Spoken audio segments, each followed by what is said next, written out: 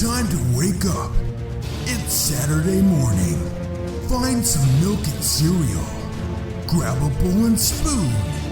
No, a bigger spoon.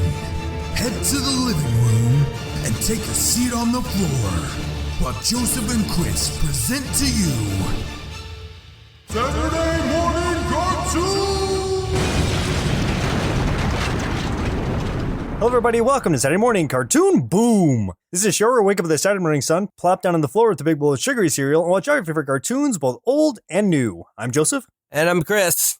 Believe it or not, this is my voice, I promise. This is me. You're a sick boy today. I've been sick boy for the past few days, but I have some tea, got a lot of water. I used a neti pot so I'm at the top of my game right now for the situation.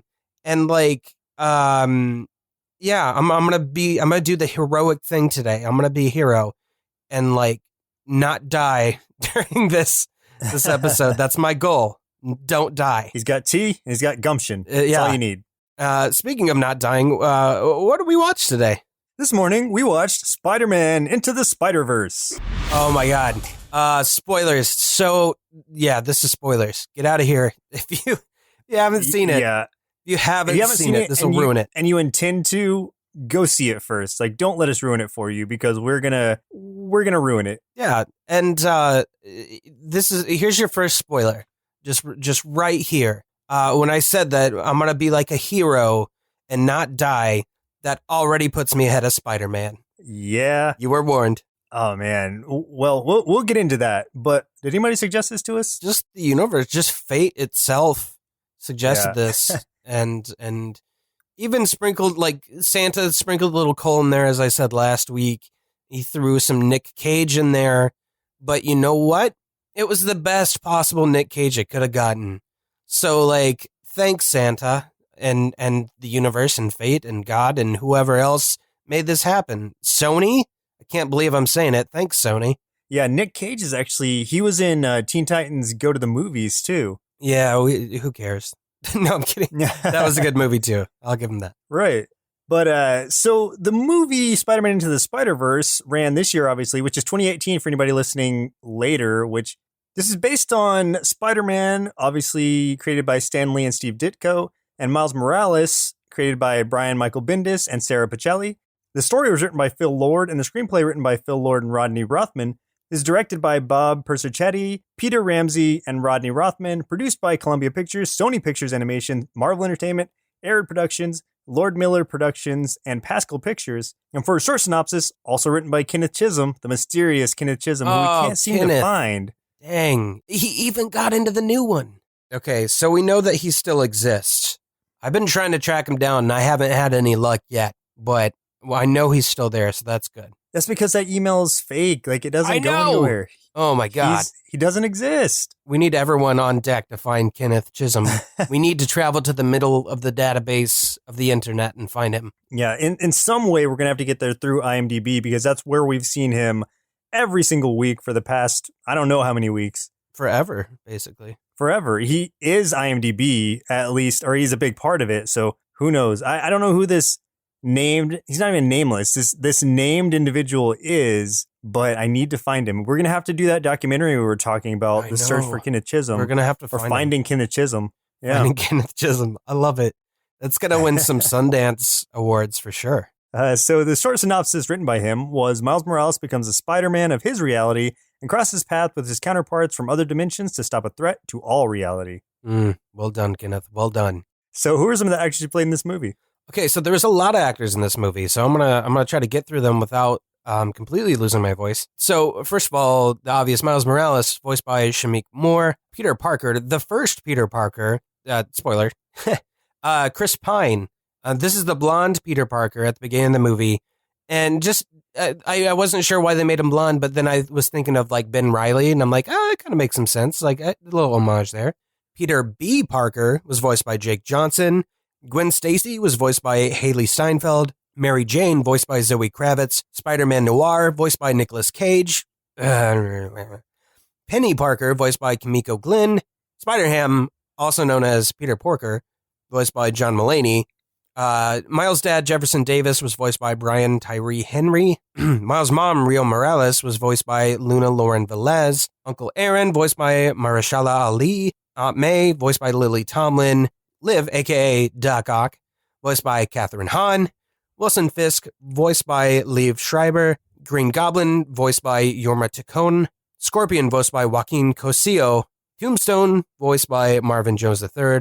More spoiler. Miguel O'Hara, voiced by Oscar Isaac. And also there's a heartwarming appearance from Stan Lee. Dude, everyone in my theater, when you saw Stan, let out like a little gasp or a sigh as soon as they heard that voice. And what he said was the most amazing thing they could have said to make everybody cry. Everyone. I believe those words were, "I'm really going to miss him." And I was just like, no. Yeah, I know. How unknowingly appropriate. Okay. Why did they do this to us? That was very much like a Warren Zevon, "Keep Me in Your Heart for a While," if you're familiar with that song and that artist. Oh, yeah. And for a few tasty marshmallows out of our big bowl of Spider-Verse cereal, completing the animation for the film required up to 140 animators, the largest crew ever used by Sony Pictures Animation for a film. I believe that. 140 people. And it makes sense because, man, the animation in this is gorgeous. And it's got so many layers to it. There really were. It's not just CG. There's hand-drawn stuff in there, too. And they use, like, different styles of animation also. I mean, like, within all of that, it's incredible. Like, I've never seen anything like this before. Yeah, it was such an amazing blend. On one of the billboards in Times Square, it says Clone High, which is a reference to Phil Lord and Christopher Miller's show Clone High, which we did for episode 90. Yeah, we did. It showed Abe and, was it Gandhi, I think, on the poster? I think so. They also hid Seth Rogen in there on, like, a different billboard with, like, a bunch of horses or something. Oh, man, I bet if we were able to just, like, sit there and look at all the billboards individually, there would be a nod to so many things. They hid so many things in there. Another one is you can see briefly a restaurant named Romita Ramen, reference to longtime Spider-Man artist John Romita Sr. and Jr. Oh, nice. The Peter Parker of Miles' universe being blonde is a reference, like you said, to Ben Reilly, the Scarlet Spider, and a clone of Peter Parker, who for a time took over as Spider-Man and even dyed his hair blonde during his time as Spider-Man. So yeah, anybody who is familiar with that at all, the clone saga of all things, or just Scarlet Spider in general with Ben Reilly, you would have recognized that blonde hair. Oh yeah. When Miles first visits Uncle Aaron's apartment, the television is playing the show Community, Season 2, Episode 1, which is Anthropology 101.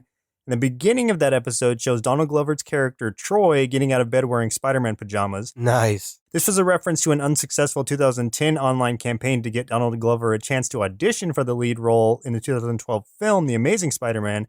Miles Morales' co-creator Brian Michael Bendis described that image of Glover in the Spider-Man pajamas as one of the major inspirations for the creation of the character and the character's design. Additionally, Glover appeared as another version of Aaron Davis, who was Miles' uncle, in Spider-Man Homecoming, in which he makes a brief reference to his nephew. That's really awesome. I was so excited in the theater, like during Homecoming, when he mentioned his nephew. I was just like, yes! Like, I was like, maybe they're gonna do it. I mean, who knows if they actually will? But like, that was cool. I like the double meaning there, like showing him on the TV in Aaron Davis's apartment. Yeah, definitely. It's just so cool having all those things tied together. And if you played the Spider-Man video game, the recent one, Miles being in that also is so cool. It's so nice seeing him tied into the main Spider-Man universe, like their primary universe now. Oh, yeah. So let's go ahead and jump into the movie we watched for today's show. We get introduced to Miles Morales, who is an admirer of Spider-Man. Yeah, and I think they did a really good job of like cluing you into like how this works.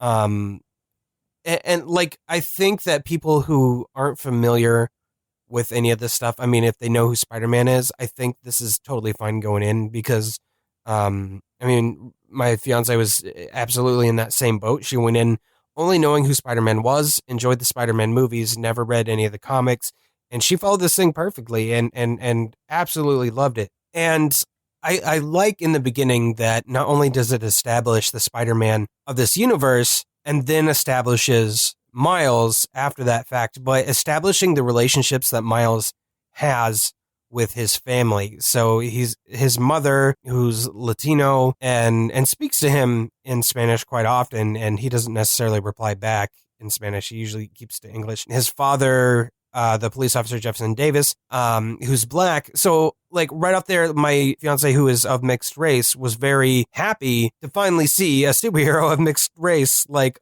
on a screen. She was just like, oh my God, like I had no idea. And that kind of like endeared her more, just that little thing right there. Not something I would have picked up on. I'm like, yeah, representation, that's cool.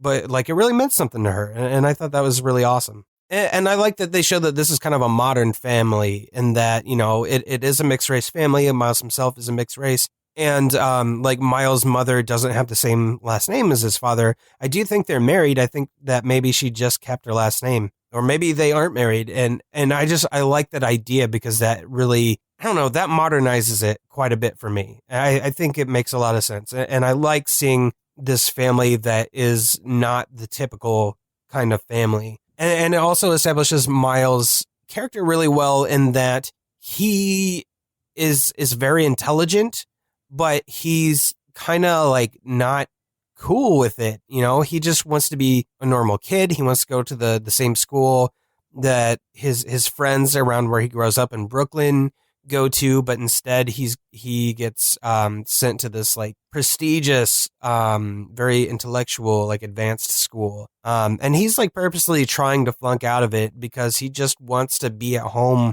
where he feels he belongs. He doesn't feel like he belongs there. He doesn't think he's special and just doesn't want to be. Yeah, and then that's where he also runs into who we know is Gwen Stacy, but he does not know that yet. But the way that she introduces herself is funny because Wanda. She's like, she's like Wanda. Yeah, like she's at that school. They kind of meet, and I mean, for us, we know that's something because we're fans. But to anyone else, they are just like, oh, that's going to be the love interest or something. Like people that aren't in the know. So I liked that initial meeting. I also like how Miles' dad kind of embarrasses him in front of everyone. Oh my gosh, yes, that's hilarious. Like making him say, I love you, Dad, by using the cop siren from his cop car when he drops him off in front of everyone. He was embarrassed enough that his dad drove him there in the police car. And then, calling him out while he's going up the stairs to the front door of the school just was great. It was a great addition. Yeah, to show the relationship that they have, where his dad's obviously loving and caring, and Miles is, he's in high school, so he's kind of too cool for that right now. Yeah. And I think it's cool to show that his dad is, that caring about him and trying to instill like some morals in him. Like it's a case of you're a teenager and you're embarrassed, but just own it instead because, I love you and you can say you love me. Like, who cares? Yeah, exactly. This is where we also get to see his relationship with his uncle Aaron, who is, we're not really sure like what he does exactly, but we know that he's kind of ended up in a spot where his brother, who is Miles' dad, is kind of like ashamed of him or something. Because he tells Miles like he doesn't want him to end up like his uncle Aaron. Yeah. And Miles has like an utmost respect for his uncle Aaron, so he doesn't really understand that or get what his dad's talking about. When Miles does visit him, when he kind of runs away, quote unquote, from his school to go and visit his uncle. And in this, Miles is an artist, like he's a graffiti artist as well. His uncle's encouraging him to pursue that passion and takes him to a spot in a subway station where it's like kind of a clean canvas, blank walls for him to practice his art. Yeah. And it's like this secret location, and it ends up being underneath Alchem X, which is this big, basically laboratory thing, which I was surprised they didn't go with Oscorp, but I like that they went with Alchem X instead because we haven't really gotten that much in the movies or anything yet. Plus, Alchem X kind of links to some of the other Spider-Men from other timelines and such. So it made a lot of sense. But because of that, this one spider that we see every once in a while has this glitch effect, like it's digital or something instead of something of substance. But it is organic. It's just been experimented on. Ends up biting Miles while he's doing the doing his tag on the wall. And I love that sequence, how dramatic they make the spider bite look. And Miles just kind of brushes it right off his hand like it's nothing. Like, yeah. And yeah, that was a great, like, a good amount of levity to a really tense moment there. And I gotta say, this movie's hilarious. There's so much comedy in this movie. There is a lot of action. There is a ton of heart. There's a lot of like drama and heartfelt moments, but there is so much comedy. It's not facepalm comedy, and it's not comedy that's just like, oh, of course that happened. Like, I saw that coming. It's all, it feels fresh. Like, the jokes are fresh. It's new. It's like, what's everything that we could do with someone with these powers or the situation that we haven't been able to do before. And they just really ran with it. It's very natural comedy. Yes. I agree with you. And this is kind of like, I mean, not to get ahead of myself, but just to say, like, this is one of my favorite types of movies because it's got a little bit of everything. It doesn't lean too heavily on the comedy or the action, like you said. I mean, there's great amounts of both in there, but not so much where it takes the heart out of it. Yeah. And so it's a great blend, a great mixture of all of those things. Yeah, and not to sound too corny, but I really think that the core of this movie is the heart. And they use the action and the comedy and the drama to support that. It's definitely like the passion comes first for this entire thing. Yeah, and there are times where you might be able to call what's about to happen, but even when it does happen, you're just like, oh, I saw that coming, but I wasn't ready for it still. You know what I mean? Oh, yeah. Yeah.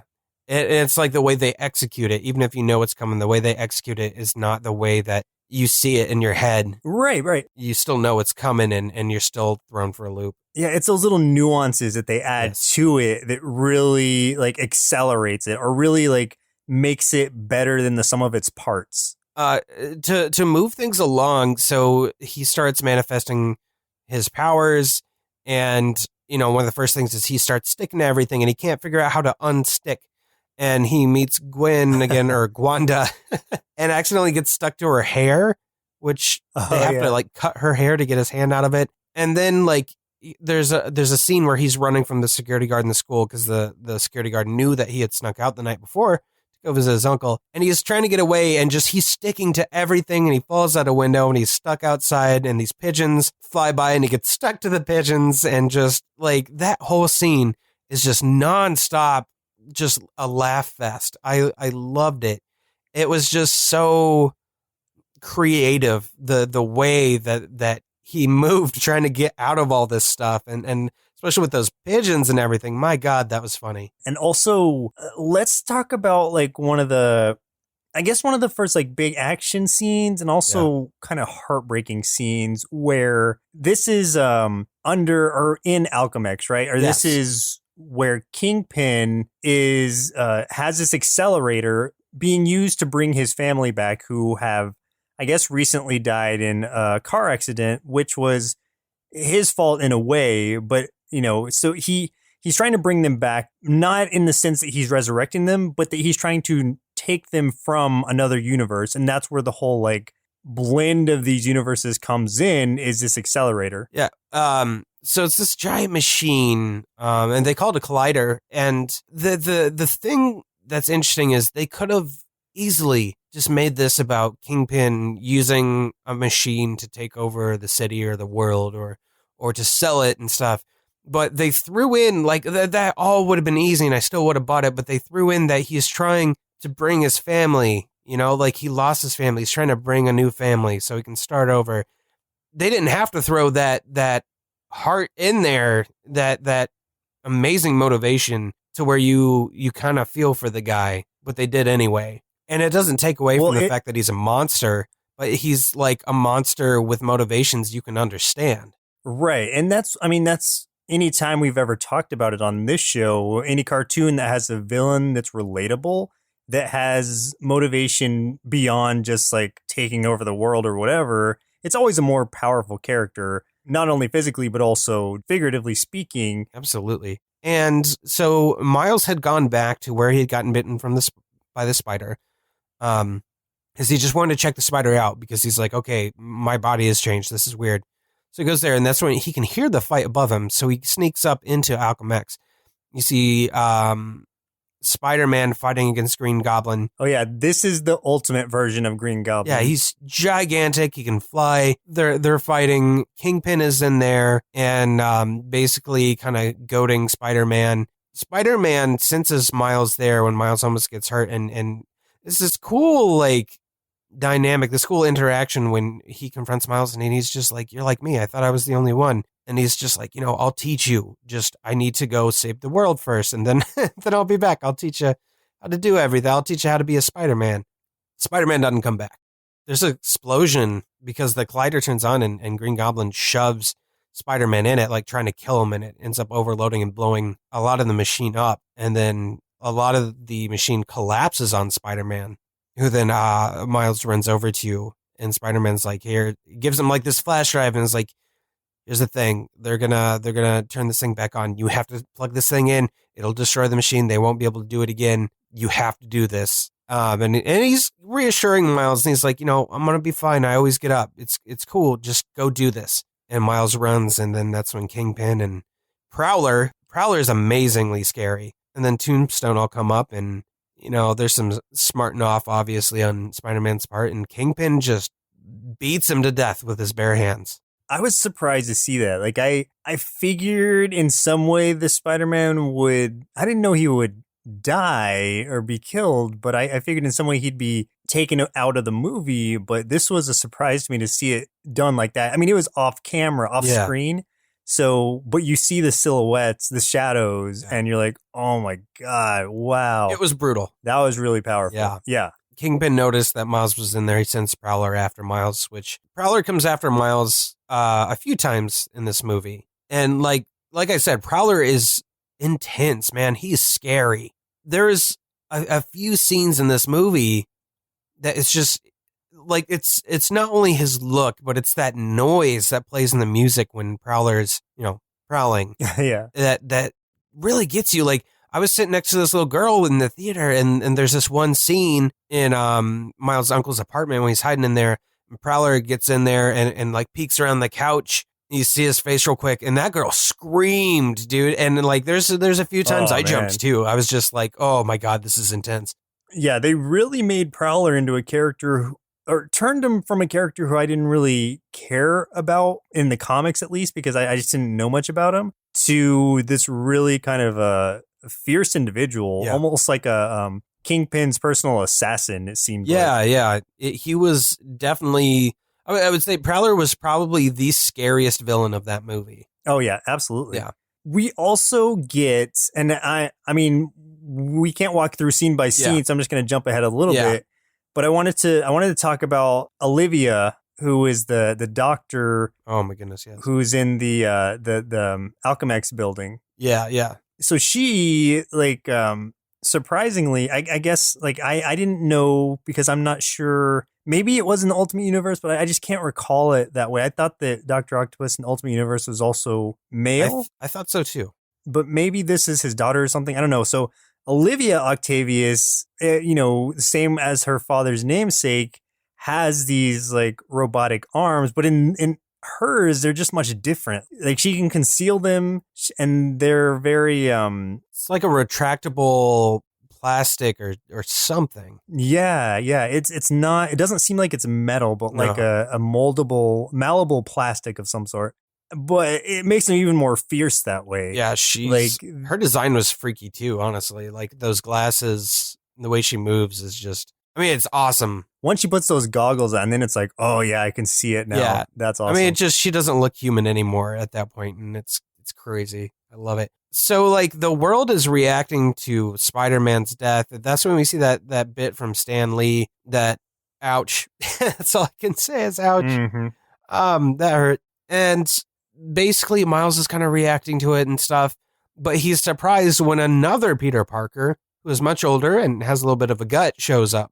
And turns out this is Peter Parker from another dimension, and that's when we find out that when Spider-Man was thrown in that collider, that beam that Green Goblin was trying to kill him with, that triggered all these other spider peoples to show up in Miles's universe. And most of them showed up at that moment. One of them showed up and was thrust even farther back, like into the past by a week or so, which, I mean, obviously, because we've already talked about her, that was Gwen Stacy, who is Spider-Woman in her universe. This Peter Parker is amazing. Jake Johnson killed it. Like, he's so funny. This is like, I mean, this is honestly like probably my favorite Spider-Man movie. And not because there's one particular Spider-Man that was amazing. It was because all the Spider-Men were amazing. And what's cool is like the first Spider-Man we see that's voiced by Chris Pine, who also did an excellent job at being the kind of Spider-Man we imagine from the comics. Like, he's perfect at being Spider-Man up until his death. This is like the opposite, where this Spider-Man he's older. Him and MJ have gotten like, they've separated. He's gotten a gut. He's just jaded. He doesn't care about saving the world anymore. He just wants to go home and wallow in his sorrows and stuff. So the dynamic of this like jaded Spider-Man who's out of shape, teaming up with Miles Morales, who is this hopeful, trying to look up to him or wants to look up to him, wants to learn. Man, that is such a funny dynamic that they use. Yeah, and this is his mentor for all intents and purposes. And like, of all the people for it to be, like you said, it's this like beaten down, disgruntled version of Spider-Man, of the Spider-Man that he's envisioned or that he knows from his reality. Yeah, exactly. And it opened the door for so many great moments, and they used them. On a side note, like, this also really opens the door, and I know we're going to see it like in the future at conventions.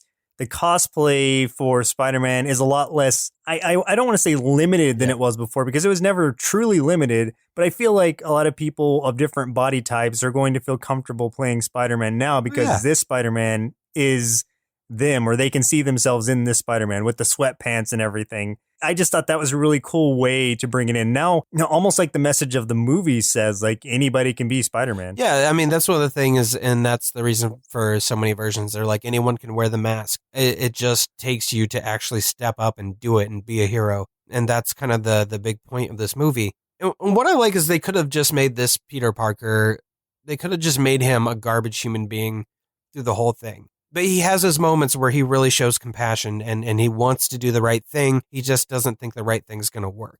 But he still teaches Miles, eventually teaches him some things. They break into the lab back at Alchemex to get that flash drive that Miles had gotten from the other Peter Parker got damaged. They got to make a new one. They go in to steal Liv Octavius's computer. That whole scene is amazing. The bagel was great. I never thought I'd see a sound effect that just said bagel show up on a screen. That was fantastic. And then they kind of almost get defeated by Liv, but that's when Spider-Gwen shows up and reveals herself and saves them. And this is a cool moment. They travel. She's like, okay, I know, now that we have this computer, I know where we can make another one of these, what they call goobers.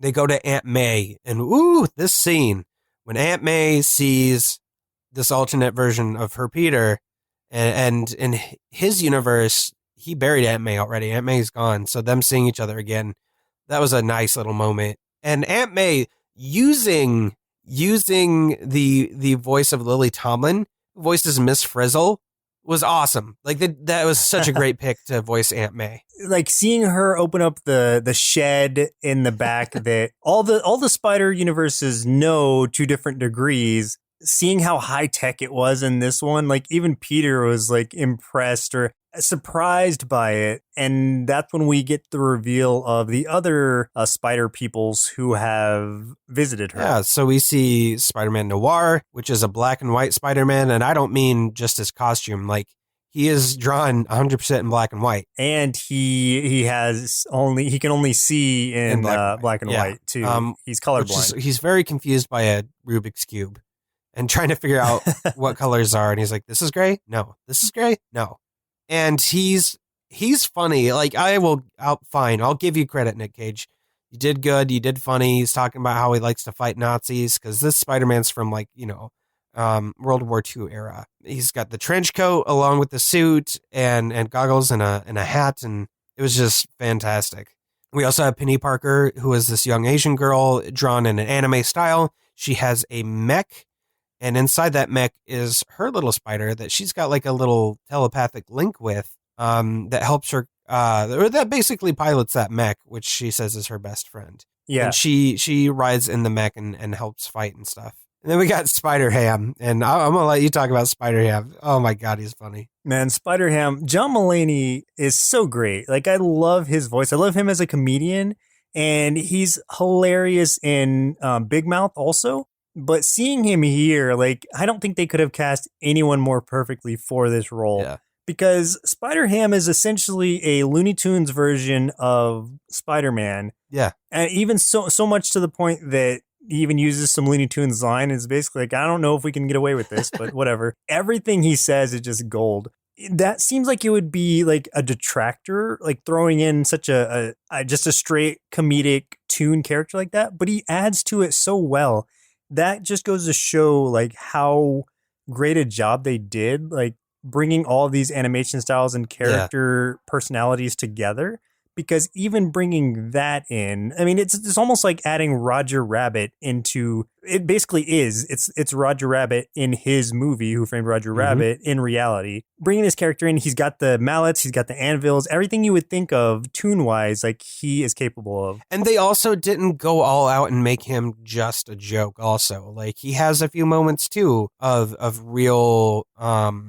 A sense of heart and compassion and things like that, especially after the scene. So like the big problem is Miles has these extra powers and stuff. Like Miles doesn't know how to fight. He can turn invisible. He has a venom like shock thing that he can do that paralyzes someone. Or just shocks him or whatever. He can't use them on a whim. Like he doesn't know how to do anything. He's a rookie. He hasn't learned. That kind of causes a rift where Miles is upset and leaves the group.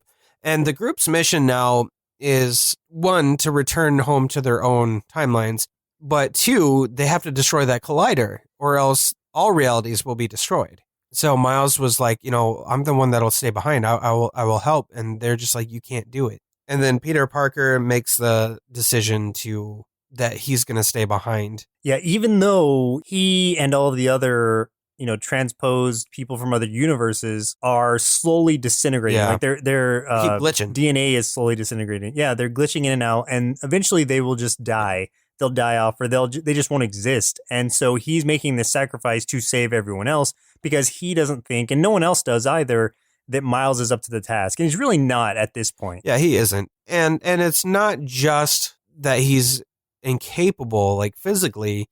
It's because he isn't, he feels inspired, but he's not confident enough in himself. Like he doesn't see himself as the hero, even though he wants to be. At least not yet. There's a scene shortly after this where Aunt May's house comes under attack because Prowler is coming back after Miles.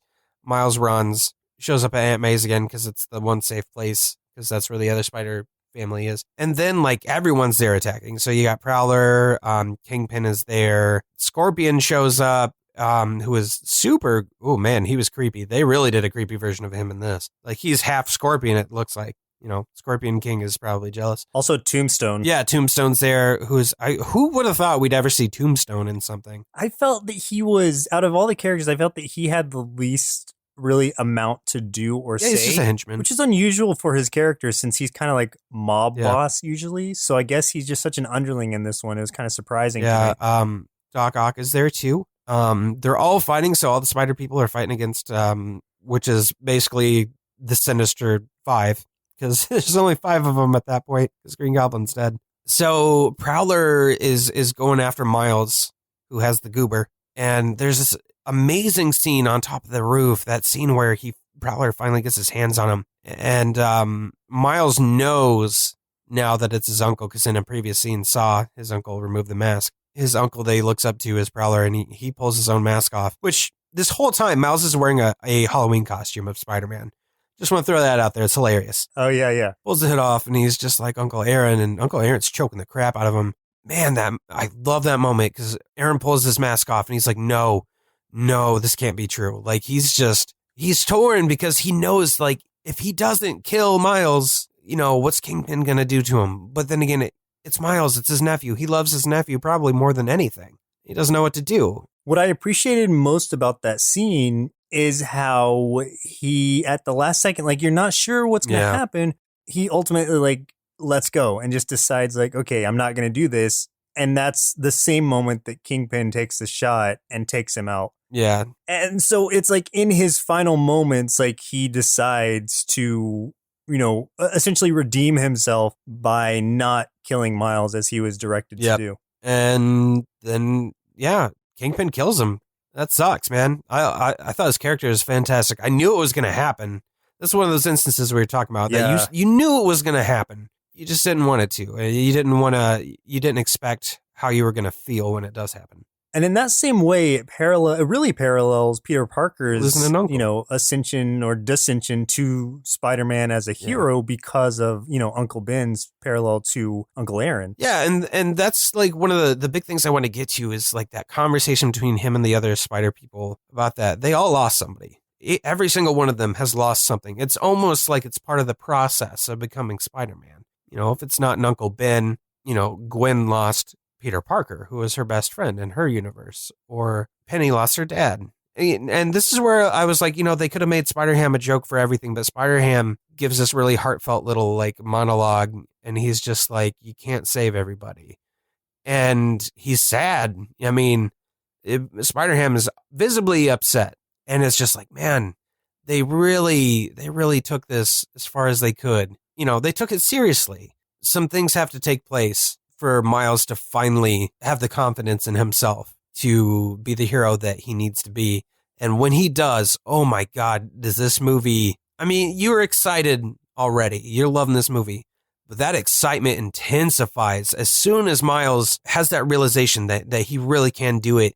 And he gets I love how they did his suit. He goes and gets just a regular Spider-Man suit, but he spray paints it himself because that's who he is. And he spray paints it black and red and makes a red spider symbol. And the music that's playing and how fast he's moving across that town and the imagery of him, you know, whipping way up into the air and the camera's kind of upside down. You're seeing him looking like he's falling towards the city.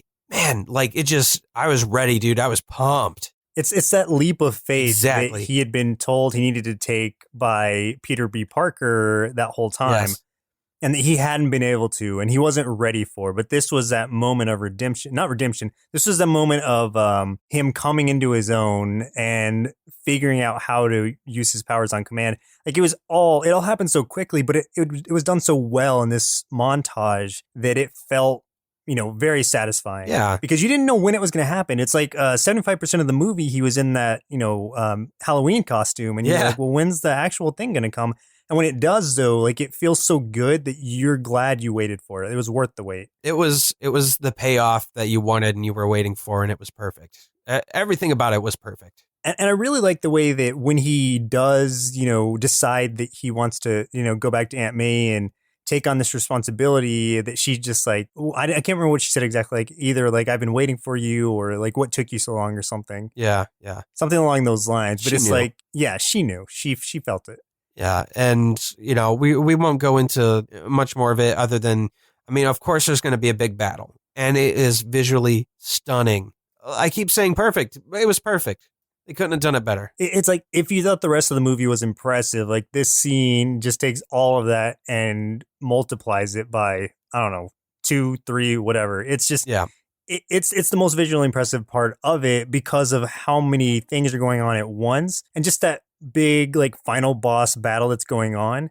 I can't explain enough how much I just loved this whole movie, and this scene in general was just a great way to close it out. It absolutely was.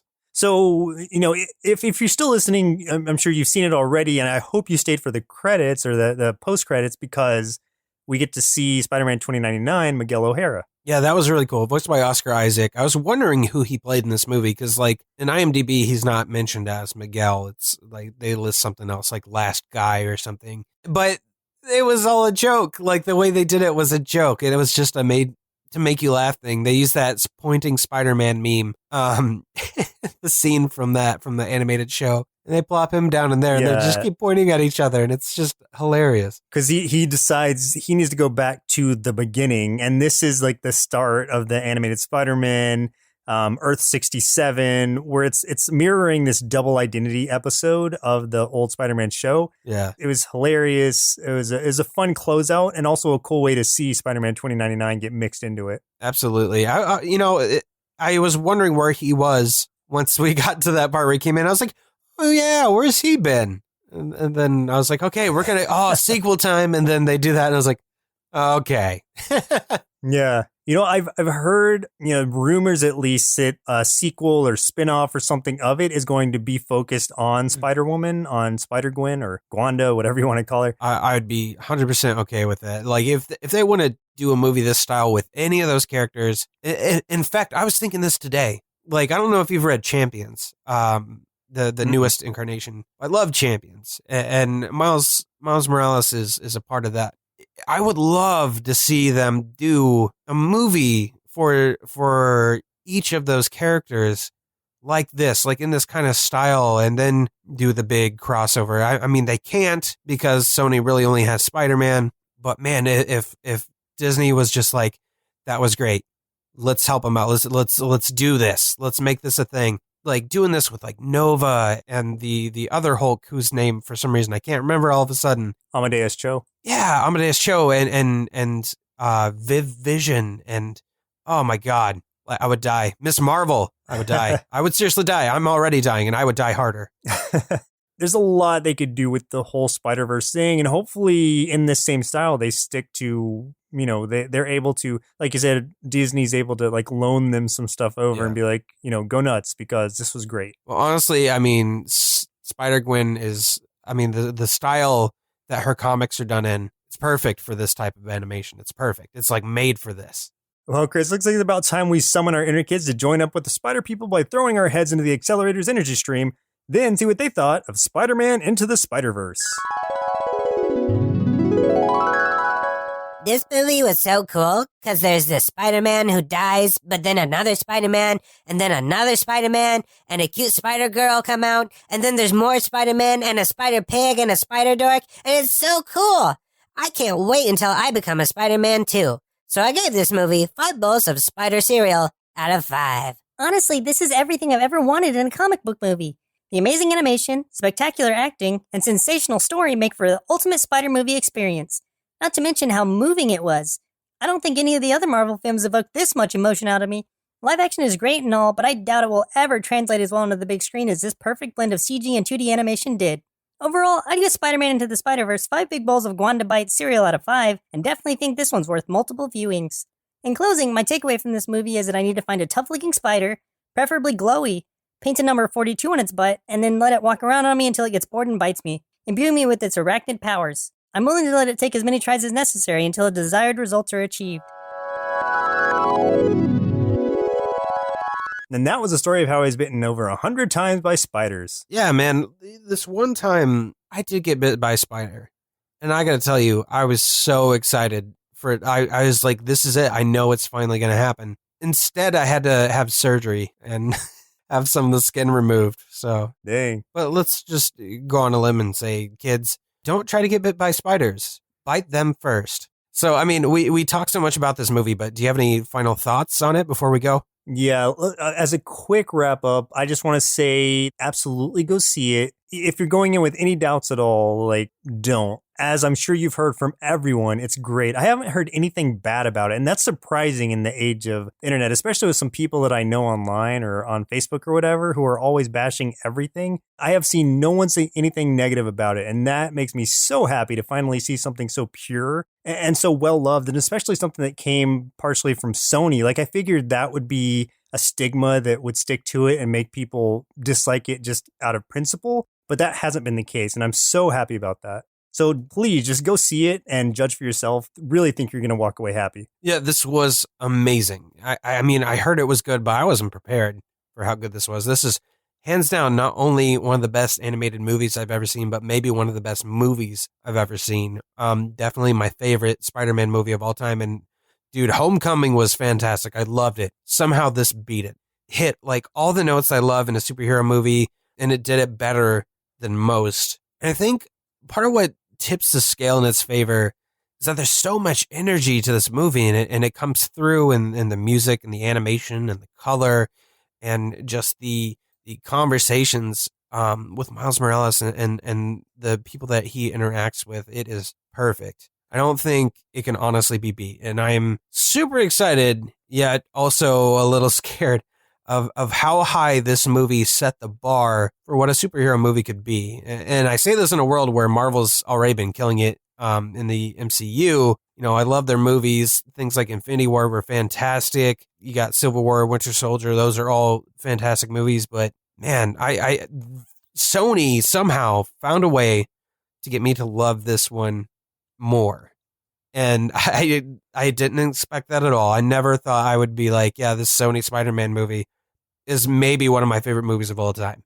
But this is the world we live in now. Yeah, no, I completely understand, and I totally agree. It's definitely my favorite superhero movie of all time, if not one of my favorite movies. It's in my top 5 for sure of Easily. of movies. Period. Yeah. Yeah, it's basically bringing a comic book to life on the screen. It's so artistic, and I love that about it. And I can say too, like, this is the first time, and I'm not just saying this. This is the very first time I can say I can't pick a favorite character. I honestly can't. There's no character I can say is my favorite character because I love them all. They did everything that I expected and wanted with them and more with each character. They nailed it. So the people that made this is a passion project. You know it was. You know, the love that they have for this shows. Man, I just never expected to be blessed with something this good in front of my eyes. Well, listeners, looks like a milk supply is now run dry, so it's time for us to say goodbye. And next week, we'll be watching... Joseph, it's finally happened. It has finally happened. Uh-oh. Adventure Time! Submitted via Reddit by Christopher1295. Every time, I think about Adventure Time, I feel like we had already done it, but that's because I would have expected we would have done it by now. I can't believe it's taken this long for us to do Adventure Time. And what a way to kick off the new year, doing getting into the Spider-Verse and then going straight into Adventure Time right after it. So don't jinx it. I mean, we'll probably hit the bottom of the list after this one. So we'll see what happens there. But oh man, dude, I'm ready. I'm ready for this. Like you said, it's going to be a great way to bring in the new year. Again, surprised we didn't do it sooner. So thank you everyone for voting this one up. And thank you for listening for the last year and all the years before that. If you listened all those years before that, it's been a fun year, and it'll be another fun year, and hopefully maybe another one after that. Yeah, we'll see how long we can keep it going. Yeah. I mean, as long as I don't die. I made it through this one. That's true. Even sick, even on your near deathbed, you made it to this show. So as long as this doesn't take you, we're going to keep on going. But send your spiders my way, your radioactive spiders, just in case I need a boost, okay? Well, once again, I'm Joseph. And I'm still Chris. And we'll see you next Saturday. Presented by Nerdsloth. A place for lazy nerds. If you like what you heard, consider donating at patreon.com/nerdsloth so we can continue bringing you quality shows. Be sure to also leave us a review and share your favorite episodes and clips on social media. If you're looking for more content, visit us at nerdsloth.com.